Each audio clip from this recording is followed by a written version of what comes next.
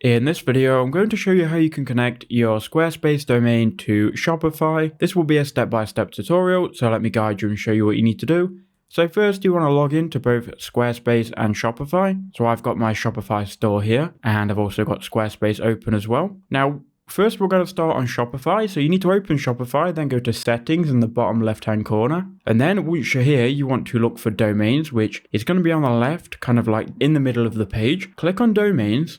And then you should see all of your domains that you've got here. If you haven't added any yet, then you want to just click connect existing domain. So go ahead and click on that, and then you can enter in your domain here. So I'm going to go back to Squarespace. We'll go to domains, and for the video, we will add streamingmadeveryeasy.com. So I'm going to go ahead and copy that domain. You can also type it in, but I'll just copy it to make it easier. We'll then type www. And enter in the domain. We can then click next. So now you've typed in your domain, you now need to connect to your domain. Now to do that, you can follow Shopify's very complicated instructions, or you can just listen to me and we'll get it set up in a couple of minutes. So click verify connection, and you can see here that it doesn't verify it yet because we need to add some custom records to the domain. Now I've got the custom records saved right here, and we're going to add them together and get everything set up. So you want to go into domains in your Squarespace account, find the domain, then go ahead and go to DNS. Inside of DNS, you want to go to custom records, add record,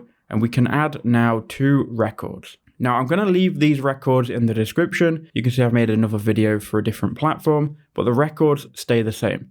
So the first record we're going to add is going to be a CNAME record, and I'm just going to copy the text next to CNAME. So you want to add a CNAME record. So we'll go to type, we'll go CNAME, and for the data, you want to enter in shops.myshopify.com. Fairly simple. Paste that in here, click save, and type in the host www, and there you go, you've added record number 1. Now let's add record number 2. So the next record is going to be an A record. So we are adding an A record, and you want to copy this IP address here that starts with 23 and ends in 65. So now we'll go back to Squarespace, we'll go add record, we'll go type, we'll go A record, type at here, and then for the IP address, you want to paste in the IP address that starts with 23 and ends in 65. Click save. That should then add them records. Now we've got both of those records added. We can now go back to our store, click verify connection, and it's now going to verify that you own that domain if you've followed everything correctly. So there we go. We've now got our domain connected. We can now go ahead and click on the domain, and you can see it's the primary domain. Let's just make sure it is working. And there you go, it's taken us to the store. Because I don't have any design on the store, you can see it's locked and it needs a password. If it says SSL pending like it does on mine here, you just need to wait up to 48 hours for your domain to properly